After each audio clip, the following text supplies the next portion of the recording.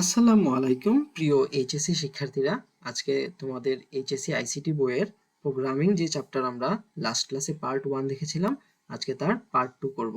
গত ক্লাসে আমরা পার্ট 1 এ দেখেছিলাম কিভাবে আমরা অনেকগুলা প্রোগ্রামিং দ্বারা বা কোডিং করতে পারি। আর আজকে আমরা দেখব ফ্লো চার্ট এবং অ্যালগরিদম আমরা কিভাবে একটা কোডিং থেকে বাস্তবায়ন করতে পারি। আর একটা খুবই জরুরি কথা, তা হচ্ছে আপনারা যারা প্রথম পার্টটি দেখেননি তারা এই পার্টটি দেখে আসলে কতটা উপকৃত হবেন এটা আমার জানা নেই।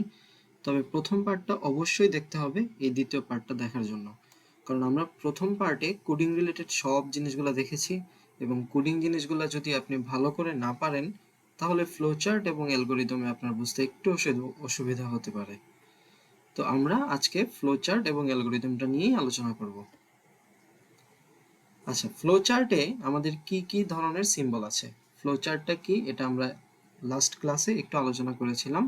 আজকে যদি আমরা একটু বলতে চাই তাহলে ফ্লো চার্টের জন্য আমরা চিহ্নের মাধ্যমে একটা প্রোগ্রামকে লিখতে পারি, অর্থাৎ একটা প্রোগ্রামে আমরা কি কি কাজ করছি তা আমরা চিত্রের মাধ্যমে প্রকাশ করি।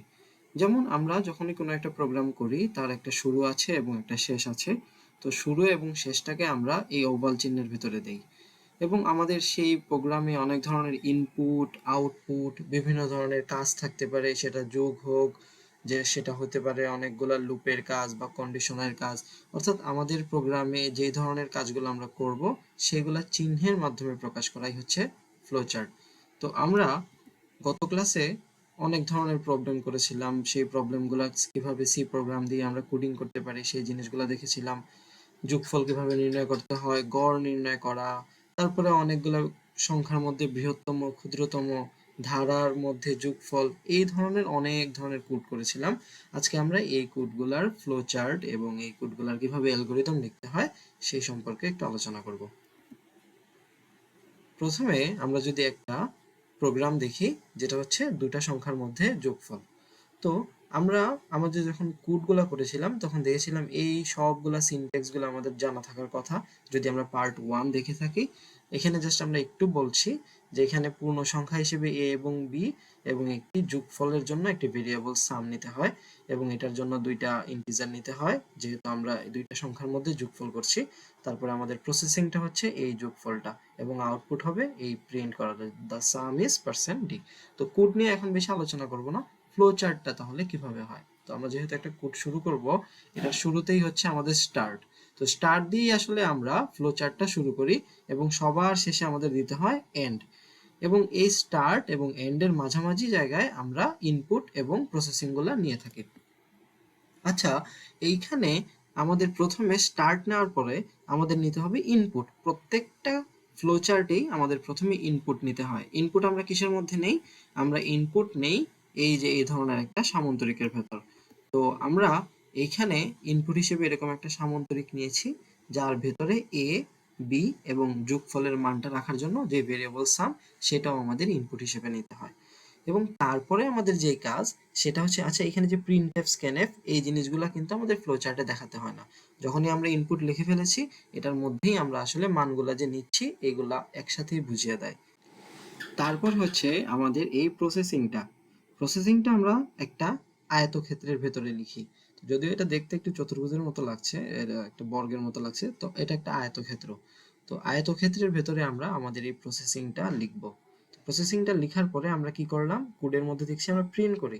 তো আমরা ইনপুট এবং আউটপুট দুইটাই কিন্তু একটা সামন্তরিকের ভেতর দেই। তো এখানেও জিনিসটা আমরা এভাবেই দিব যে ইনপুটটাও আমরা দেবো একটা সামন্তরিকের ভেতরে এবং এই যে যেটা প্রিন্ট করবো আউটপুট সেটাও দেবো একটা সামন্তরিকের ভেতরে। তারপরে যখন আমাদের আউটপুট বের হয়ে যাবে তারপরে আমরা এন্ড করে দেব। এই হচ্ছে আমাদের একটা সিম্পল দুটা সংখ্যার মধ্যে যোগফলের ফ্লোচার্ট। তো অ্যালগরিদম কিভাবে লিখবো? যখনই আমরা শুরু করি তো ধাপেও আমাদের লিখতে হবে শুরু। তারপর যখন ফ্লো চার্টে আমাদের ইনপুট এ বি এবং সাম নেই, এটা আমরা এখানে বলে দিতে হবে যে এ এবং বি এর মান গ্রহণ করি। তৃতীয়তে হচ্ছে এই দুইটা সংখ্যার যোগফল আমরা সামের মধ্যে রাখি, এটাও একটা চলক হিসেবে নিয়েছিলাম ভেরিয়েবল। এটা লিখে দিতে হয় যে দুইটি সংখ্যার যোগফল সাম চলকে নির্ণয় করি। এবং তারপরে আমরা কি করি, তারপরে একটা প্রিন্ট করি। তো আমাদের এটা লিখে দেবে সামের মান প্রদর্শন করি এবং ধাপ 5 হচ্ছে শেষ। তো এটা সিম্পলি আমরা দুইটা সংখ্যার মধ্যে যোগফলের ফ্লো চার্ট এবং অ্যালগরিদম করতে পারবো। আচ্ছা, তারপরে হচ্ছে যখন যদি আমাদের এমন বলে যে তিনটা সংখ্যার মধ্যে এভারেজ নির্ণয়ের ফ্লো চার্ট এবং অ্যালগরিদম করো, তো কোড থেকে আমরা জানি যে তিনটা সংখ্যা নিয়ে আমাদের এভারেজ একটা পূর্ণ সংখ্যা ইন্টিজার ভেরিয়েবল নিতে হয়। তো এখানে এভারেজটার কি হয়, কখনো যখন আমরা যদি অনেকগুলো সংখ্যার গড় নির্ণয় করি, স্বাভাবিকভাবে আমরা জানি সবগুলো সংখ্যা যোগ করে ভাগ দিয়ে আমরা কতগুলো সংখ্যা আছে। তো তিনটা সংখ্যার এভারেজ বের করতে হলে তিনটা সংখ্যা যোগ করে 3 দিয়ে ভাগ দিলেই বের হয়ে যায়। তো এই কাজটা হচ্ছে প্রসেসিং, এবং শুরুর কাজগুলো হচ্ছে ইনপুট এবং শেষের প্রিন্টটা হচ্ছে আউটপুট।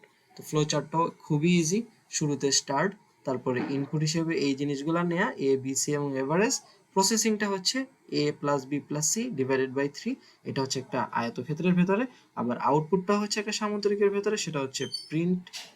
সেটা এখন আমরা যেহেতু একটা এভারেজ প্রিন্ট করতেছি, যদি এখানে প্রিন্টিং মিস্টেক হয়ে গেছে, আমরা এখানে সাম লিখে ফেলছিলাম, এটা আসলে হবে এভারেজ। তো এটা হচ্ছে প্রিন্ট এভারেজ, এবং তারপরে হচ্ছে এন্ড। আমাদের অ্যালগরিদমও ঠিক এই জিনিসটাই করব, শুরু করব, তারপরে ইনপুটটার জন্য লিখব এবিসি চলকের মান গ্রহণ করে, যেহেতু তিনটা সংখ্যা নিচ্ছি, আগের কোডে আমরা নিয়েছিলাম দুইটা সংখ্যা এ ও বি এর মান গ্রহণ করেছিলাম, এখন আমরা নিয়েছি তিনটা সংখ্যা, সেখানে হচ্ছে এ বি সি এর চলকের মান, এবং এই তিনটা সংখ্যার যোগফলকে 3 দ্বারা ভাগ করা, এই যে আমাদের প্রসেসিং, এটা হচ্ছে ধাপ 3-এ, এবং এই ভাগ করে এই ফলাফলটা আমরা এবিসি চলকে নির্ণয় করি। তো এই যে আমাদের এভারেজ বের হয়ে গেল, এবং এটা এখন আমাদের প্রিন্ট করতে হবে। তো এই প্রিন্টটা হচ্ছে ধাপ 4, এভারেজের মান প্রদর্শন করি, যেহেতু আমরা ভেরিয়েবল হিসেবে এ বি জি এভারেজ লিখেছি, তাই এখানে এভারেজ লিখে দিতে পারি, বা এখানে আমরা সুন্দর করে লিখতে পারি গড়ের মান প্রদর্শন করি। আর তারপরে ধাপ 5 হচ্ছে শেষ। তো এটা হচ্ছে তিনটা সংখ্যার মধ্যে যখন আমাদের বলবে যে তিনটা সংখ্যার গড় নির্ণয় করো, ওইটার কোড, ওইটার ফ্লোচার্ট এবং অ্যালগরিদম। পরবর্তীতে আমরা যে কোডটা দেখব সেটা হচ্ছে সেলসিয়াস থেকে ফারেনহাইটে কিভাবে আমরা তাপমাত্রা রূপান্তর করে থাকি। তো এটার জন্য আমাদের যে কোডটা সেটা হচ্ছে একটা ফারেনহাইট এবং সেলসিয়াসের দুইটা ইন্টিজার নিতে হয়, অর্থাৎ দুইটা চলক আমাদের নিতে হবে, ভেরিয়েবল নিতে হবে, পূর্ণ সংখ্যা নিতে পারি অথবা দশমিকও নিতে পারি। কোডগুলো যদি আমরা এর আগের ক্লাসে করে থাকি তাহলে এই জিনিসগুলো আমাদের বোঝার কথা। তো আমাদের এটার জন্য একটা প্রসেসিং এর ইকুয়েশনটা জানতে হয়, যে আমাদের যদি সেলসিয়াসে মান দেয়া থাকে তাহলে আমরা সেটা কিভাবে ফারেনহাইটে নিয়ে যাই। তো এটার জন্য একটা ইকুয়েশন আছে, সেটা হচ্ছে 9/5 ইন্টু সি প্লাস 32। জাস্ট এই সিম্পল সূত্রটা দিয়ে আমরা যে কোনো সেলসিয়াসের মান ফারেনহাইটে নিতে পারি। তো প্রসেসিং এ জাস্ট আমাদের এই জিনিসটা লিখে দিলেই হবে। ইনপুট ফারেনহাইট এবং সেলসিয়াস কেন? কারণ সেলসিয়াসের মান হচ্ছে আমরা ইউজার দিবে, আর ফারেনহাইটের মানটা কম্পিউটার আউটপুট বের করে দিবে। তো এইখানে এই জন্য আমাদের দুইটা ইনপুট হিসেবে নিতে হয়। তো ইনপুট একটা সেলসিয়াস এবং একটা ফারেনহাইট, এবং এটার ইকুয়েশনটা যেটা প্রসেসিং হবে সেটা হচ্ছে একটা আয়তক্ষেত্রের ভিতরে। ফারেনহাইট ইকুয়াল টু ইকুয়েশনটা লিখে এই ইকুয়েশনের যে এফ বা ফারেনহাইটের মান সেটা প্রিন্ট করে দেব, অর্থাৎ প্রিন্ট এফ, তারপরে আমাদের এন্ড। অর্থাৎ এই ধাপগুলাই হচ্ছে আমাদের ফ্লো চার্ট, আমরা কোড থেকে সহজেই বুঝতে পারি। এবং এটা অ্যালগরিদমও ঠিক এইরকমই, শুরু করলাম ধাপ স্টার্ট, ইনপুট হিসেবে সি চলকের মান গ্রহণ করি, এখানে সি এর মান যা দিব তা হচ্ছে আমাদের এইখানে ধাপ 3-এ এসে সূত্রের মধ্যে প্রয়োগ হবে, অর্থাৎ এই 9/5 সি প্লাস 32 সূত্র প্রয়োগে এই এফ চলকের মানটা নির্ণয় হয়ে যাবে, এবং তারপরে এফ এর মান প্রদর্শন করব, আর তারপরে শেষ। খুবই সহজে আমরা আসলে ফ্লোচার্ট এবং অ্যালগরিদম নির্ণয় করতে পারি। আচ্ছা, এরপরে যদি এই জিনিসটা আমাকে বলতো ফারেনহাইট থেকে সেলসিয়াসে নেওয়া, আগেরটা ছিল সেলসিয়াস থেকে ফারেনহাইটে নেওয়া, কিন্তু আমাদের যদি বলে যে না ফারেনহাইট থেকে সেলসিয়াসে নিব, তাহলেও একই কাজ, শুধুমাত্র আমরা ইকুয়েশনটা চেঞ্জ করব। অর্থাৎ সেলসিয়াসের বেলায় আমরা ফারেনহাইট থেকে সেলসিয়াসে আনি 5/9 f মাইনাস 32। তো ইনপুট তো এফ এবং সি দুইটাই, যেখানে এখন আমরা এফ এর মান হিসেবে ফারেনহাইটের মান এফ চলকে গ্রহণ করব, অ্যালগরিদমে আমরা এটা লিখব, এবং প্রসেসিংটা হচ্ছে কি 5/9 f মাইনাস 32 এ সি চলকের মান নির্ণয় হবে, এবং তারপরে ধাপ 4-এ সি এর মান প্রদর্শন করি, এবং তারপরে শেষ। খুবই সিম্পল, একদম পানির মতো সোজা। তারপরে হচ্ছে আমাদের দুইটা সংখ্যার মধ্যে বড় এবং ছোট নির্ণয় করার অ্যালগরিদম এবং ফ্লো চার্ট। তো এটার কোড খুবই সহজ। কিভাবে? খুবই সহজ, কারণ দুইটা সংখ্যা এ এবং বি, এটার জন্য আমাদের কন্ডিশনাল স্টেটমেন্ট ব্যবহার করতে হয়। আমরা জানি কন্ডিশনাল স্টেটমেন্টের জন্য ফ্লো চার্টে একটা ডায়মন্ড শেপ ব্যবহার করতে হয়। তো এ যদি বি থেকে বড় হয় তাহলে এ হচ্ছে বিগার, আর না হলে বি হচ্ছে বিগার। তাহলে আমরা কিভাবে ফ্লো চার্টে দেখাই? স্টার্টের পরে ইনপুট নিতে হবে এ এবং বি, কারণ দুইটা ইনপুটের মধ্যে বড় এবং ছোট দেখাবো। তো এ যদি বির থেকে বড় হয়, একটা ডায়মন্ড শেপের জন্য বা সিদ্ধান্তের জন্য হ্যাঁ এবং না, এই দুইটাই উত্তর হইতে পারে, তাই না? মানুষের তো অনেক উত্তর হইতে পারে, হ্যাঁ, আংশিক হ্যাঁ, না, আংশিক না, হয়তো বা, আসলে এটা কম্পিউটারের জন্য এরকম হয়তো বা, আচ্ছা দেখা যাবে, এগুলো কিছু নাই। কম্পিউটারের জন্য হয় হ্যাঁ, না হলে না, একদম স্ট্রেট ফরওয়ার্ড আনসার। তো যদি এ বি এর থেকে বড় হয়, কন্ডিশনের ভিতরে এরকম দেয়া লাগে কন্ডিশনটা। তো এই ডায়মন্ড শেপের ভিতরে দিব এ যদি বি এর থেকে বড় হয় তাহলে প্রিন্ট এ। ওকে, প্রিন্ট এ হচ্ছে এ বড়, আর যদি না হয় তাহলে প্রিন্ট বি। এখন প্রিন্ট এ হইলেও প্রোগ্রাম শেষ, আর বি হইলেও প্রোগ্রাম শেষ, এই জন্য এখানে দিয়েছি একটা সংযোগ, অর্থাৎ এন্ড এর জন্য। প্রিন্ট বি হইলেও আইসা এন্ডে আসবে, প্রিন্ট এ হইলেও আইসা এন্ডে আসবে। তো এইভাবে আমরা দুইটা সংখ্যার মধ্যে বড় সংখ্যা নির্ণয়ের ফ্লো চার্ট আঁকতে পারি, এবং অ্যালগোরিদমটাও ঠিক ফ্লো চার্টের কথাগুলোই লিখে দিব। স্টার্ট, শুরু করলাম, খুবই বাঙালি মনায় আমরা বাংলা ভাষায় লিখে ফেলবো। ইংরেজিতেও লিখতে পারি যদি আমরা ইংরেজিতে ভালো হয়ে থাকি, বাংলায়ও লিখতে পারি যদি আমাদের বাংলা স্বাচ্ছন্দ্য বোধ হয়। তারপরে হচ্ছে সংখ্যা দুইটার মান গ্রহণ, এ আর বি। এটা আমরা লিখতে পারি ইনপুট এ এবং বি নেই, বা সংখ্যা দুইটার মান গ্রহণ করি, যে কোনো ভাবে লেখা যায়, এটা আসলে তেমন ধরা ধরা বাঁধার কিছু নেই। তারপরে হচ্ছে যদি প্রথম সংখ্যা এ বি এর থেকে বড় হয়, হ্যাঁ হলে প্রথম সংখ্যাটি বড়, এই যে হ্যাঁ হলে প্রিন্টে, এই জন্য হ্যাঁ হলে প্রথম সংখ্যাটি বড়, ফলাফল ছাপো এবং 4 নং ধাপে যাও। 4 নং ধাপ হচ্ছে শেষ, এখানে আসো। আর যদি না হয় তাহলে দ্বিতীয় সংখ্যাটি বড়, তাহলেও 4 নং ধাপে আসো, মানে শেষে আসো। অর্থাৎ প্রথম সংখ্যাটা বড় হলেও শেষ করো, অথবা দ্বিতীয় সংখ্যাটা বড় হলেও শেষ করে দাও। এই জন্য এখানে হ্যাঁ হলেও 4 নং ধাপ লেখা যেখানে শেষ, এবং না হলেও প্রিন্ট করে 4 নং ধাপ লেখা যেখানে শেষ। অর্থাৎ আমাদের এখানে হ্যাঁ এবং না দিয়ে দুইটা আলাদা কন্ডিশনের জন্য কি হবে সেটা লিখে দিতে হয়। তো দুইটা সংখ্যার মধ্যে বড় এবং ছোট নির্ণয় করা এটা খুবই সহজ, এবং পরীক্ষায় এটা তেমন একটা আসে না। পরীক্ষায় যেটা আসে সেটা হচ্ছে তিনটি সংখ্যার মধ্যে বৃহত্তম সংখ্যা নির্ণয় করা। তো যেহেতু তিনটি সংখ্যা, ইনপুট হিসেবে নিতে হবে এ বি সি, এবং আমরা যদি কোডটা করে থাকি আমরা জানি যে, ধরো তোমরা তিনজন ফ্রেন্ড আছো, এখন তোমাদের তিনজন ফ্রেন্ডের মধ্যে তোমরা তিনজন এক জায়গায় বসে ভাবতেছো, বলতেছো যে আমাদের তিনজনের মধ্যে কে সবচেয়ে লম্বা। তো একজন বলবে যে আমি সবচেয়ে লম্বা, তখন সে কিভাবে প্রমাণ করবে? সে বাকি দুইজনের পাশে গিয়ে দাঁড়াবে, দেখবে প্রথম জনের চেয়েও সে লম্বা এবং দ্বিতীয় জনের চেয়েও সে লম্বা, তাহলে দুইজনের থেকেই যদি সে লম্বা হয় তাহলেই সে সবচেয়ে লম্বা। তো এইভাবে আসলে যখন আমরা তিনটা সংখ্যার মধ্যে বড় নির্ণয় করতে চাই, তখন একটা সংখ্যাকে বাকি দুইটা সংখ্যার সাথে তুলনা করতে হয়। অর্থাৎ যদি এ বড় হয় বি এর থেকে, তাহলে এ সি এর থেকেও বড় হলে সবচেয়ে বড় হবে এ। তো এখানে কন্ডিশনটা আমরা এইভাবে লিখি যে এ বি এর চেয়ে বড়। আচ্ছা মানলো হ্যাঁ, তাহলে এ এখন বড়। হ্যাঁ যদি হয় তাহলে এ কি সি এর চেয়ে বড়? এটাও যদি হ্যাঁ হয় তাহলে এ সবচেয়ে বড়। আচ্ছা, এখন এ বি এর চেয়ে বড়, এটা হ্যাঁ হলো, কিন্তু দেখা গেল এ সি এর চেয়ে বড় না, তাহলে সি বড়। এই জন্য এ সি এর চেয়ে বড় না হলে সি হচ্ছে বড়।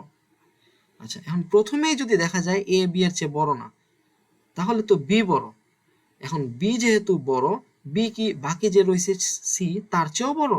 যদি বি তার চেয়েও বড় হয় তাহলে বি সবচেয়ে বড়, অর্থাৎ এর থেকে বি বড় না হলে বি বড়। এখন বি কে দেখবো বাকিটার চেয়েও বড় কিনা, যদি বি বাকিটার চেয়েও বড় হয় তাহলে বি সবচেয়ে বড়। কিন্তু যদি এ তো বি এর চেয়ে ছোট, তাহলে তো বি বড়, এবং বি যদি সি এর চেয়ে বড় না হয় তাহলে তো সি বড়। এই সি বড় হইলে প্রিন্ট সি। এটাকে যদি আমরা একটু ভেঙে বলি যে এই এ যদি বি এর থেকে বড় না হয় তাহলে এই দুইটার মধ্যে কে বড়? না হওয়া মানে বি বড়। আচ্ছা, তো এখানে এখানে আসলো। তো এখন বি যদি সি এর থেকে বড় না হয় তাহলে কে বড়? সি বড়, অর্থাৎ সবচেয়ে বড় হচ্ছে সি। এটা যদি আমরা এইভাবে অ্যালগরিদমের সাহায্যে বুঝতে চাই, প্রথম সংখ্যা তিনটির মান গ্রহণ করা, প্রথম সংখ্যাটি কি দ্বিতীয় তৃতীয় সংখ্যার চেয়ে বড়? যদি দুইটাই বড় হয় তাহলে হ্যাঁ, প্রথম সংখ্যাটি বড়, ফলাফল ছাপো এবং শেষে যাও। শেষ হচ্ছে 6 নং ধাপে হবে। কিভাবে আমরা বুঝতেছি। তারপরে যদি দেখা যায় যে না, এ তো সি এর চেয়ে বড় না, তাহলে কি হবে? তাহলে পরের ধাপে আসো, 4 নং ধাপে। ধাপ 4 হচ্ছে দ্বিতীয় সংখ্যাটি অর্থাৎ বি, এটা কি প্রথম ও তৃতীয় সংখ্যার চেয়ে বড়? অর্থাৎ বি কি এ ওর চেয়ে বড় এবং সি এর চেয়েও বড়? যদি হ্যাঁ হয় তাহলে দ্বিতীয় সংখ্যাটি বড়, ফলাফল ছাপো এবং 6 নং ধাপে আসো, মানে শেষ। আর না যদি হয় তাহলে 5 নং ধাপে আসো, সেটা হচ্ছে তৃতীয় সংখ্যাটি বড়। অর্থাৎ এ বি এর চেয়ে বড়, এ সি এর চেয়ে বড়, তাহলে সবচেয়ে বড় এ। আবার যদি হয় এ বি এর চেয়ে বড় না, মানে বি বড়, আবার বি সি এর চেয়ে বড়, তাহলে প্রিন্ট বি। এবং যদি এটাও না হয়, অর্থাৎ বি সি এর চেয়ে বড় না, আবার এও সি এর চেয়ে বড় না, তাহলে সি সবচেয়ে বড়, কারণ বি এর চেয়ে সি বড়, এ এর চেয়েও সি বড়, তাহলে প্রিন্ট সি। এই জন্য আমরা এটা তৃতীয় সংখ্যাটি বড় এবং ফলাফল ছাপো। সবগুলাই আসবে ধাপ 6 শেষে, অর্থাৎ এ প্রিন্ট হইলেও আসবে ধাপ 6 শেষে, বি প্রিন্ট হইলেও আসবে ধাপ 6 শেষে, এবং যদি সি প্রিন্ট হয় তাহলেও কোথায় আসবে, শেষ ধাপে আসবে। এইটা যদি আসে যে তিনটি সংখ্যার মধ্যে ছোট সংখ্যা নির্ণয় করো, মানে ক্ষুদ্রতম সংখ্যা নির্ণয় করো, তখন কি করব, এইটা শুধুমাত্র সাইনটাকে লেস দেন দিব। তাহলে কি হবে, তাহলে হবে এ বি এর থেকে যদি ছোট হয় তাহলে আমরা এই পাশে আসব, এবং এ যদি সি এর চেয়ে ছোট হয় তাহলে আমরা প্রিন্ট করব প্রিন্টে, অর্থাৎ সবচেয়ে ছোট এ। আর যদি দেখা যায় যে না, এ বি এর চেয়ে ছোট কিন্তু এ সি এর চেয়ে ছোট না, তাহলে ছোট কে, সি, তখন আমরা সি প্রিন্ট করব। অর্থাৎ ছোটটার জন্য আমরা এই চিহ্নগুলো পাল্টে দিলেই একই কোড হয়ে যাবে। আচ্ছা, এটাকে যদি আমরা একটু সহজভাবে চিন্তা করি তাহলে কিন্তু বুঝতে পারবো, আর নলে দুই একবার এটা বারবার রিওয়াইন্ড করে দেখলে ভালোভাবে বুঝতে পারবো। এরপরে আমরা যেটা দেখব সেটা হচ্ছে ধারা। যখন এই ধারায় আমরা কোনো সংখ্যাগুলো প্রিন্ট করতে চাই, অর্থাৎ 1 2 3 4 করে n পর্যন্ত আমরা প্রিন্ট করব, তো এই জিনিসগুলো আসলে আমরা করে থাকি লুপের মাধ্যমে। লুপটা আমরা কোডে দেখেছিলাম যে লুপ হচ্ছে একটা ইনিশিয়ালাইজেশন 1 থেকে শুরু হবে এবং n পর্যন্ত সংখ্যা যাইতে পারে। তো n পর্যন্ত সংখ্যা 1 থেকে শুরু হয়ে যাবে, প্রতিবার সে i এর মান প্রিন্ট করবে। অর্থাৎ এইটা হচ্ছে কন্ডিশনের ভেতরের কাজ। আমরা তো এটা যদি কোড করে থাকি জানি যে এখানে প্রিন্ট দিয়ে আই দেওয়া মানে আই 1 প্রিন্ট হবে, তারপরে গিয়ে ইনক্রিমেন্ট আই প্লাস প্লাস হয়, অর্থাৎ 2 হবে, 2 হয়ে আবার আসবে, এখানে দেখবে 2 n এর চেয়ে ছোট হলে আবার 2 প্রিন্ট হবে, আবার 1 বেড়ে 3 হবে, অর্থাৎ এইরকম একটা লুপ চলে। তো এটার জন্য ফ্লো চার্টে আমাদের ইনপুট যেহেতু এখানে n পর্যন্ত হবে, ইনিশিয়ালাইজেশন যেহেতু i থেকে শুরু হয়ে 1 2 3, অর্থাৎ 1 2 3 এগুলো i এর মান ভ্যালুগুলো চেঞ্জ হয়ে যায়, তাই জন্য i দিয়ে আমাদের ইনপুট এবং n এই দুইটা ইনপুট হিসেবে নিতে হয়। এবং শুরুতে বলছি যে আমাদের i হবে 1, তো প্রসেসিংটা হচ্ছে আমাদের একটা আয়তক্ষেত্রের ভিতরে এখানে লিখে দিতে হবে i সমান 1। তারপরে একটা জিনিস মনে রাখতে হবে যে আমাদের এই কন্ডিশনটার আগে সবসময় একটা সংযোগ চিহ্ন দিতে হবে, কারণ আমরা লুপের বেলায় বারবার কন্ডিশন চেক করি। বারবার কি চেক করি, কন্ডিশন। এই জন্য আমাদের বারবার কোথায় ফিরে আসতে হবে, কন্ডিশনে আসতে হবে। এই জন্য আমরা সবসময়ই একটা কন্ডিশনের পূর্বে কি দিব, একটা এইরকম সংযোগ চিহ্ন দিয়ে দিব যাতে সে বারবার এখানে আসে। আচ্ছা, তো আমাদের কন্ডিশনটা হচ্ছে আই এন থেকে ছোট হবে, আই তো 1, এই অংশটা তো আমরা ডিক্লেয়ার করে দিব প্রসেসিং এ, আর এইটা হচ্ছে কন্ডিশন, তো এটা দিব কন্ডিশনে। দেওয়ার পরে এটা দিব না, কেন, কারণ আমরা জানি আই প্লাস প্লাস মানে এই কাজ হওয়ার পরে আই 1 বাড়বে, আগে বাড়বে না। তাই আগে কন্ডিশনের পরে হবে প্রিন্ট, কি হবে, এই প্রিন্ট। এই জন্য এই কন্ডিশন মানলে এই লুপের ভেতরে আসবে, হ্যাঁ আসো এখানে, তো আসলো এখানে, প্রিন্ট করলো সে কি, আই, এবং প্রিন্ট করার পরে আই 1 বৃদ্ধি পায়। আমরা কোড করে থাকলে এটা অবশ্যই জানি, তাই প্রিন্ট করার পরে 1 বৃদ্ধি পেল। তো 1 বৃদ্ধি পাওয়ার পরে সে আবার আসবে এই কন্ডিশনের মধ্যে। তো এই কন্ডিশনের মধ্যে যখন সে আবার আসবে তখন সে আবার চেক করবে, চেক করে যদি দেখে n থেকে ছোট সে আবার প্রিন্ট করবে, আবার 1 বাড়বে, আবার আসবে, এরকম করে যখন দেখবে যে না আমাদের যেই সংখ্যা পর্যন্ত কন্ডিশন দেয়া সেই সংখ্যার সমান এর থেকে বড় সংখ্যা হয়ে গেছে আই, তখন কি হবে, এই কন্ডিশনটা বলবে মানে নাই, অর্থাৎ আই এখন বড় হয়ে গেছে, তখন নো হয়ে এটা এন্ড হয়ে যাবে। তো এটাকে যদি আমরা অ্যালগরিদমের সাহায্যে বুঝতে চাই, শুরু তো শুরু একদম পানির মতো সহজ। ইনপুট আই এবং এন চলকের মান গ্রহণ করি, আই এর মান 1 দ্বারা সূচনা করি, বা লিখতে পারো আই এর চলকের মান 1 ধরি, বা আই চলকের মান 1 থেকে শুরু হবে, যা ইচ্ছা তা লিখতে পারি। তারপরে কন্ডিশন হচ্ছে কি, যদি আই 1 থেকে ছোট অথবা সমান হয় এন এর, অর্থাৎ I less than equal to N হয়, তাহলে আমরা কোথায় আসবো, 5 নং ধাপে, মানে আই প্রিন্ট করো। যদি কন্ডিশন হয় তাহলে এই কাজটা সে করবে, অর্থাৎ এই কন্ডিশন মানলে সেই কাজটা করবে। এই জন্য লেখা আছে যদি এটা মানে তাহলে ধাপ 5-এ আসো, যে আই এর মান প্রদর্শন করো। আর যদি না মানে তাহলে শেষে চলে যাবে, অর্থাৎ না মানলে ধাপ শেষটা, ধাপ শেষ কততে আসবে, অবশ্যই মাঝখানে একটা ধাপ রেখে। কেন, কারণ আই চলকের মান প্রদর্শন করবে যদি কন্ডিশন মানে, এবং প্রদর্শন করার পরে আই এর মান 1 বৃদ্ধি পাবে, এই জন্য এটা ধাপ 6। এক বৃদ্ধি পেয়ে এটা লুপের জন্য আবার এসে এখানে চেক করবে, এই যে এক বৃদ্ধি করে এটা কোথায় আসবে, আবার এখানে আসবে। তো এই জন্য এক বৃদ্ধি করে যখন আবার এখানে আসে, সেহেতু এটা আবার লেখা যে পুনরায় 4 নং ধাপে যাই, গিয়ে আবার চেক করবে, চেক করে যদি দেখে কন্ডিশন মেনেছে তাহলে চলকের মান প্রদর্শন করবে, আবার এক বৃদ্ধি করবে, আবার আসবে, এসে যখন দেখবে যে না এই কন্ডিশনটা মানেনি, তখন ডাইরেক্ট ধাপ 7 এসে কি করে দেবে, শেষ করে দেবে। আচ্ছা, একদম শেষ করে দিল। এরপরে যেটা সেটা হচ্ছে, এখন যদি আমাদেরকে n না বলে বলে একটা সংখ্যা যে 1 থেকে 10 পর্যন্ত সব স্বাভাবিক সংখ্যা না, সব বিজোড় সংখ্যাগুলো প্রিন্ট করা, অর্থাৎ 1 3 5 7 9 এরকম প্রিন্ট হবে। আগের কন্ডিশনটা যদি আমরা দেখি, এখানে লেখা i+1, অর্থাৎ 1 এর পরে 2 প্রিন্ট হবে, 2 এর পরে 3, এরকম করে করে প্রিন্ট হবে। কিন্তু যদি শুধু বিজোড় সংখ্যাগুলো বলে প্রিন্ট করতে, তাহলে আমরা কি করব, i1 থেকে শুরু হবে এবং কন্ডিশন হচ্ছে 10 পর্যন্ত হবে, তো প্রিন্ট হবে, যদি কন্ডিশন মানে প্রিন্ট হবে i। তো 1 এর জন্য প্রিন্ট হবে, তারপরে কি হবে, i এর মানটা 2 বাড়বে, তারপরে কি হবে, i এর মানটা 2 বৃদ্ধি পাবে। 2 যদি বৃদ্ধি পায় তাহলে কি হয়, 1 এর পরে 3 হয়ে যায়, 3 হয়ে সে আবার আসবে কন্ডিশনে, এসে দেখবে 3 10 থেকে ছোট, সে আবার প্রিন্ট করবে 3, তারপরে i এর মান সে আবার 2 বাড়াবে, অর্থাৎ 3 থেকে হয়ে যাবে 5, 5 হয়ে আবার সে কন্ডিশনে আসবে, এসে দেখবে 10 থেকে ছোট, সে আবার 5 প্রিন্ট করবে, তারপরে 2 বৃদ্ধি পেয়ে হবে 7, তারপরে আবার আসবে কন্ডিশনে, এসে চেক করে দেখবে 7 10 থেকে ছোট, তো সে আবার প্রিন্ট করবে 7, তারপরে আবার 2 বাড়বে, 2 বেড়ে হবে 9, সে এসে কন্ডিশনে দেখবে এটাও মানে, এটাও প্রিন্ট হবে 9, তারপরে 2 বেড়ে হবে 11, সে আবার আসবে, এসে দেখবে না 11 তো 10 থেকে বড় না, 11 হচ্ছে 10 থেকে ছোট। তো i এর মান যখন 10 থেকে ছোট হয়ে যায়, না না 11 10 থেকে বড়, তো 11 যখন 10 থেকে বড় হয়ে যায়, কন্ডিশন তো মানে নাই, কারণ 11 হচ্ছে 10 থেকে বড়, বলছে i হতে হবে 10 থেকে ছোট, কারণ 1 থেকে 10 পর্যন্ত প্রিন্ট মানে 10 এর ভেতরে থাকতে হবে, 11 তো 10 এর ভেতরে নাই, তাই এটা নো, নো হলেই কোড শেষ। অর্থাৎ প্রিন্টে তখন কি কি আসবে, 1 3 5 7 9।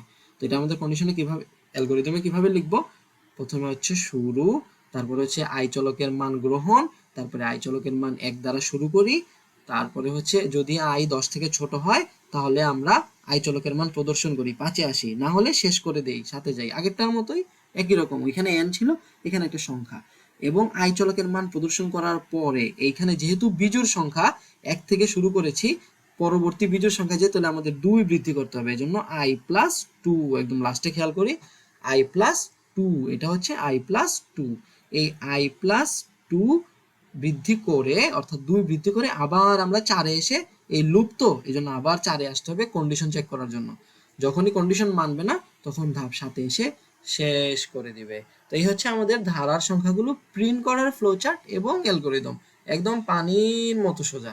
এখন আমরা যেটা দেখব সেটা হচ্ছে সংখ্যাগুলোর যোগ ফল বের করা, অর্থাৎ এখন আমরা প্রিন্ট করব না, এখন একবারে যোগ করে এটার মান কত হয় সেটা দেখাবো, অর্থাৎ বারবার প্রিন্ট করব না, বারবার যোগ করব, প্রিন্ট করব একবার, একবার জাস্ট যোগফল প্রিন্ট হবে।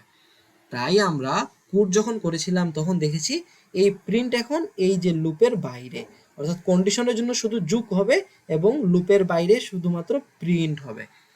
তো যতক্ষণ পর্যন্ত লুপ সে কন্ডিশন মানে ততক্ষণ পর্যন্ত যোগটা হবে, এবং লুপ যখন মানে না তখন এই যোগফলটা বাইরে একবারে প্রিন্ট করে দিবে, অর্থাৎ লুপের বাইরে এসে সামের যে লাস্ট যে মানটা ছিল সেটা হচ্ছে প্রিন্ট করে দেয়। এটা হচ্ছে আমাদের লাস্ট ক্লাসে আমরা এটা খুব ভালোভাবে বুঝেছিলাম। এটার এখন আমরা ফ্লো চার্টে দেখি কিভাবে হয়। যেহেতু আমরা এখানে n ধরেছি, এর কোনো ভ্যালু দেই নাই, তাই ভেরিয়েবল হিসেবে n রাখতে হবে, আর এবং যোগফলের জন্য একটা সাম ভেরিয়েবল নিতে হবে, এবং শুরুতে সামের ইনিশিয়াল ভ্যালু দিতে হবে 0, যেহেতু যোগফল শুরুতেই কিছু থাকবে না, কারোর সাথে যোগ হওয়ার আগে সে 0 হিসেবেই থাকে, এবং যখন 1 এর সাথে যোগ হবে তখন 1 হবে, তারপরে যখন 2 যোগ হবে তখন 3 হবে, যখন তারপরে 3 যোগ হবে তখন 6 হবে। অর্থাৎ আমরা লুপের যোগগুলা বারবার কিভাবে করব, সাম সমান সাম প্লাস আই, অর্থাৎ আই এর মান যখন 1 তখন 0 এর সাথে 1 যোগ হয়, তারপরে যখন আই একবারে 2 হয় তখন আগের যোগফলের সাথে 2 যোগ হয়, ওই যোগফলটা এখানে থাকে স্টোর হয়ে, তারপরে আই একবারে 3 হয়, 3 এসে আবার আগের যোগফলের সাথে যোগ হয়, অর্থাৎ আগের 3 এর সাথে যোগ হয়ে 6 হয়, এই 6টা যোগফলে থাকে, আর আই একবারে 4 হয়, সেই 4 এসে আবার এই 6 এর সাথে যোগ হয়ে 10 হয়। এখন যোগফলে 10 আছে, আবার আই একবারে 5 হয়, তো 5 এসে 10-এর সাথে যোগ হয় 15 হয়, অর্থাৎ এইগুলো লুপের রকম যুগ চলতে থাকে। আর তারপরে এখানে সরাসরি যোগফলটা লাস্ট যে যোগফল আমাদের n এর মান পর্যন্ত যোগফলটা হয়ে এখানে প্রদর্শিত হয়। তো এখানেও একই, i যখন n থেকে ছোট অথবা সমান তখন সে কি করবে, এই যোগ করবে কার সাথে, i এর সাথে। অর্থাৎ 1 2 3 4 যে সংখ্যাগুলো দেয়া, এই প্রথমে 1 এর সাথে যোগ হবে, তারপরে 1 বেড়ে 2 হবে, তারপরে 2 এসে এখানে যোগফলের সাথে যোগ হবে, তারপরে 1 বেড়ে 3 হবে, তারপরে আগের যোগফলের সাথে 3 যোগ হবে। কতক্ষণ পর্যন্ত এই যোগটা হবে, বারবার সংখ্যাগুলো আসবে, 1 বেড়ে বেড়ে আমাদের এই যে ধারা, অর্থাৎ 1 এর পরে 2 2 এর পরে 3, এগুলো হচ্ছে i এর মান। তো i 1 বেড়ে বেড়ে 2 হবে, 3 হবে, 4 হবে করে যোগ হবে যতক্ষণ না পর্যন্ত n এর সমান হয়েছে। আর যদি n থেকে বড় হয়ে যায় তাহলে তো আমাদের কন্ডিশন মানে নাই, তখন বলবে নো, তুমি আর এখন এদিকে যাইয়া যোগ করতে পারবা না। তাহলে এখন তুমি কি করবা, যে যোগ করছো ওইটা এখন বলো কত। তো না হইলে ওই প্রিন্ট সাম, অর্থাৎ আগের যে সামের যে লাস্ট যে ভ্যালুটা আছে সেটা তো একদম লাস্ট ভ্যালুটা ভেরিয়েবল কিন্তু স্টোর করে রাখে, তো সেটা প্রিন্ট সাম দিলে লাস্ট যেই সবগুলার ধারার যোগফল, সেই ধারার যোগফলটা এখানে শো করে দেওয়ার পরে এখানে এন্ড চলে আসবে। তো অ্যালগরিদমটা খুব সহজ। প্রথমে শুরু করি, ইনপুট হিসেবে i n এবং সাম নেই, i = 1 এবং সাম 0 দ্বারা সূচনা করি। কন্ডিশন যদি i n থেকে ছোট হয় তাহলে আমরা 4 নং ধাপে যাই, অর্থাৎ এখানে ভুল হয়েছে একটা, এখানে হবে 5 নং ধাপে যাই, অর্থাৎ সাম সমান সাম প্লাস i নির্ণয় করি। সাম হচ্ছে 0, আর আগেই বুঝেছিলাম i হচ্ছে প্রথমে 1 থেকে শুরু হয়, অর্থাৎ 0 এর সাথে 1 যোগ হবে। যোগ করার পরে i এর মানে 1 বৃদ্ধি হবে, অর্থাৎ 1 এর পরে 2 হবে, 2 হয়ে আবার 4 এ আসবে। সে দেখবে এই কন্ডিশনটা 2টা কি n থেকে ছোট, ছোট হইলে সে এই সামের এখানে সামের সাথে এসে 2 যোগ করবে।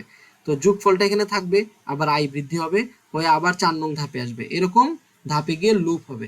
যখনই দেখবে যে না কন্ডিশন মানে নাই, তখন চলে আসবে 7 নং ধাপে, অর্থাৎ তখন চলকের মানটা অর্থাৎ প্রদর্শন করে ফেলবে প্রিন্টটা, এই যে এটা নো হয়ে গেলেই অন্যথায় 7 নং ধাপে চলে আসি, সাম চলকের মান প্রদর্শন করে ফেলি এবং প্রদর্শন করার পরেই শেষ, আমাদেরও এখানে শেষ। তারপরে হচ্ছে গিয়ে 2 থেকে 20 পর্যন্ত জোড় সংখ্যাগুলোর যোগফল প্রিন্ট করা, অর্থাৎ আগে করেছিলাম 1 2 3 4 সব সংখ্যা, এখন গ্যাপটা হচ্ছে 2 করে, 2 এর পরে 4, 4 এর পরে 6, জোড় সংখ্যাগুলো। এটা খুব সহজ। এটার জন্য কোডে i সমান 2 থেকে শুরু হবে এবং i যেহেতু 2 এর পরে কি, 2 এর পরে 4, 4 এর পরে 6, তাই i সমান হবে i প্লাস 2, যাতে 2 এর পরে যোগফল হওয়ার পরে 2 বৃদ্ধি পেয়ে 4 হয়, আবার কন্ডিশন চেক করে যোগ করার পরে 2 বৃদ্ধি পেয়ে 6 হয়, এরকম 20 পর্যন্ত হবে। কোডে কি i সমান 2 সাম ইকুয়াল টু 0 আসবে, i 20 থেকে ছোট হইলে ওকে মানলো i 2 ছিল, 2 20 থেকে ছোট, এই যে i 20 থেকে ছোট হয় তাহলে 4 নং, এটাও ভুল হয়েছে, 5 নং ধাপ হইতো, 5 নং ধাপে আসি, তখন সাম সমান এই 0 প্লাস 2, 0 প্লাস 2 এর 2, এখন সাম 2 হিসেবে জমা থাকবে। তারপরে চলকের মান 2 বৃদ্ধি পেয়ে এখন 4 হবে, 4 ও 20 থেকে ছোট, তো 2 এর সাথে 4 যোগে 6 হবে, তারপরে আবার 2 বৃদ্ধি পাবে, এই i এর মান লাস্টে বৃদ্ধি পায়, কন্ডিশন চেক করার পরে যোগ করার পরে এসে বৃদ্ধি পায়, তো 6 হলো, 6 আসবে, এসে কি হবে, এসে আগের যে 6 আছে এই 6 এর সাথে যোগ হয়ে 12 হবে, এখন যোগফল 12, আর 6 2 বৃদ্ধি পেয়ে 8 হবে, 8 দেখবে 20 থেকে ছোট, সে আবার ধাপ 5 এ এসে 12 সাথে 8 যোগ হয়ে যাবে 20 হয়ে, এখন আবার সে চলকের মান 2 বৃদ্ধি করে হবে কত, হবে সে এখন 10, তো এখানে যোগফল ছিল 20 আর এখন i হচ্ছে 10, 10 আর 20 হয়ে যাবে কত, 30, এভাবে যোগফল করতেই থাকবে করতেই থাকবে, যখন i একদম হয়ে যাবে 20 তখনও যোগ করবে, কারণ 20 এর সমান হলেও এই আগের যোগফলের সাথে যোগ হবে, কিন্তু তখন কি হবে, i এর মান আরো 2 বৃদ্ধি পাবে, 20 থেকে হয়ে যাবে 22, যখন হয়ে যাবে 22 সে বলবে তোমার আর এখানে কোনো জায়গা নাই, তুমি যাও বের হয়ে, তখন লুপ থেকে বের হয়ে সে অন্যথায় 7 নং ধাপে চলে আসবে, এসে সামের যে মানটা লাস্ট যে মানটা রয়েছে সেইটা প্রিন্ট করে দিবে এবং প্রিন্ট করার পরে হয়ে যাবে কি শেষ। তো এভাবে আমরা জোড় সংখ্যাগুলোর কি করতে পারি, কোনো একটা নির্দিষ্ট লিমিট পর্যন্ত যোগফল নির্ণয় করতে পারি। এবং আমরা এই যে আগে যে আমরা শুধুমাত্র প্রিন্ট করেছিলাম না বিজোড় সংখ্যা, এটা আমরা চাইলে জোড় সংখ্যাগুলো প্রিন্ট করতে পারতাম। কিভাবে, i = 1 2 দিতাম এবং বাকি সব সেম, তাহলে 2 থেকে শুরু হইতো, 2 বাড়লে 4 প্রিন্ট হইতো, 6 প্রিন্ট হইতো, 8 প্রিন্ট হইতো, 10 প্রিন্ট হইতো, অর্থাৎ জোড় সংখ্যাও আমরা প্রিন্ট করতে পারি, বিজোড় সংখ্যাও আমরা প্রিন্ট করতে পারি। এই রকম একই রকম ভাবে আমরা জোড় সংখ্যাগুলোর যোগফল করতে পারি, বিজোড় সংখ্যাগুলোরও যোগফল করতে পারি, আবার এক থেকে সবগুলোও যোগ করতে পারি। যদি সবগুলা যোগ করতে হয় তাহলে i + 1, অর্থাৎ 1 এর পরে 2 হবে, 2 এর পরে 3 হবে, কিন্তু যদি জোড় সংখ্যা যোগ করতে হয় তাহলে 2 থেকে শুরু করব আর গ্যাপ দিব 2। যদি বিজোড় সংখ্যা যোগ করতে হয় তাহলে 1 থেকে শুরু করব, গ্যাপ দিব 2, বাকি সব একই রকম থাকবে। আচ্ছা, এই যে আমরা যদি এখন আরেকটা দেখি যে পাওয়ার যদি থাকে, উপরে ঘাত থাকে, তাহলে আমরা কিভাবে যোগ করি। আমরা কিন্তু এটার কোড অলরেডি দেখে ফেলেছি। কিভাবে দেখেছি? ঠিক একই রকম ভাবে এখন হবে 1 square plus 2 square plus 3 square, অর্থাৎ আই 1 থেকে 2 হয়, ঠিক আছে, কিন্তু এদের উপরে একটা 2 চলে আসে। এদের ঘাড়ের উপরে কে বসে আছে? পাওয়ার বসে আছে। এই পাওয়ার গুলারে আমাদের কিভাবে আনতে হয়, অর্থাৎ সাম equal to some plus I না, এখন আই এর ঘাড়ে একটা জিনিস আছে, এই ঘাড়ে কিভাবে আনে? পাওয়ার লিখে আই কমা 2, অর্থাৎ আই স্কোয়ার।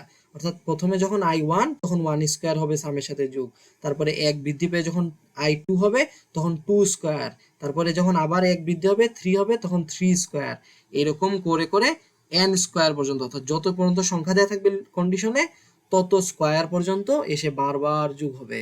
এটা জাস্ট একই রকম কোড, এখানে শুধু লিখবো সাম প্লাস পাওয়ার আই কমা 2। এটা আমাদের কোডেও করা আছে, পার্ট 1 এ দেখলেই এই জিনিসটা ভালো করে বোঝা যাবে। এখন এটার কন্ডিশনটা, এটার অ্যালগরিদমটাও আমরা খুব সহজেই করতে পারি। আই এন সাম চলক নেই, আই চলকের মান 1 দ্বারা শুরু করব, কারণ এখানে কিন্তু আমরা স্বাভাবিক 1 2 3 4 করে নিতেছি সব সংখ্যা, জোড় বিজোড় এগুলো না। এই জোড় বিজোড় হইলে আমরা এখানে গ্যাপ নিই 2 করে করে, কিন্তু এখানে আমাদের গ্যাপ 1 মানে সব সংখ্যা নিতেছি, 1 থেকে শুরু করে সব সংখ্যা যতক্ষণ পর্যন্ত কন্ডিশন মানছে। তো যতক্ষণ পর্যন্ত আই এন থেকে ছোট হয়, 4 নং ধাপ, এটাও ভুল হয়েছে, সবগুলোতে আমি ভুল করে 5 জায়গায় 4 দিয়ে দিছি, এখানে হবে 5। তো 5 নং ধাপে এসে সাম, এই যে এটা হচ্ছে প্রসেসিং, প্রসেসিংটা হবে এই যে সামন্তরিকের ভেতরে, প্রসেসিংটা করার পরে সে আসবে আবার 1 বৃদ্ধি করবে, তো আই চলকের মানে 1 বৃদ্ধি করে সে আবার এই যে সংযোগে আসে, মানে সে আবার কন্ডিশন চেক করতে 4 নং ধাপে চলে আসে, এসে কন্ডিশন চেক করে, কন্ডিশন যদি দেখে যে না আই এর মান বৃদ্ধি পায় n সমান হয় নাই, তখন সে আবার আসবে যুগে, আবার 1 বৃদ্ধি করবে, কন্ডিশনে আবার এসে চেক করবে, এরকম করে যখন চেক করে দেখবে না এখন তো n এর থেকে বড় হয়ে গেছে, তাহলে লুপ থেকে বের করে দিবে, বের করে সাম চলকের যে প্রিন্ট হবে ফাইনাল, সেই প্রিন্টের মান প্রদর্শন হবে। তারপরেই কি? তারপরেই শেষ। আচ্ছা, এটা যদি এমন হয় যে 1 স্কোয়ার 2 স্কোয়ার না, এখন নিচের বেসগুলা সেম, পাওয়ার ভিন্ন, অর্থাৎ 5 এর পাওয়ার 1 2 3, এখন উপরের মানগুলা মানে ঘাড়ে যে বসছে সে চেঞ্জ হইতেছে, বারবার চেঞ্জ হইতেছে, বারবার চেঞ্জ হইতেছে, হয়ে n পর্যন্ত যেতে পারে, সংখ্যা পর্যন্ত যেতে পারতো। এই যে আগেরটা আমরা যদি এরকম বলতাম যে এই i এর মান 20 পর্যন্ত হবে, অর্থাৎ 1 স্কোয়ার 2 স্কোয়ার 3 স্কোয়ার করে 20 স্কোয়ার পর্যন্ত হবে, তাহলে এখানে 20 লিখে দিলেই হয়তো, খুবই সিম্পল, এখানে n এর জায়গায় জাস্ট একটা সংখ্যা লিখে দিলেই হতো। তো এখানেও সেম একই রকম, 5 এর পাওয়ার n মানে এখানে যে কোনো একটা সংখ্যা হইতে পারে। তো এইভাবে ধরো 1 2 3 4, এখন এটা ঘাড়ে কে আছে? ঘাড়ে আছে পাওয়ার।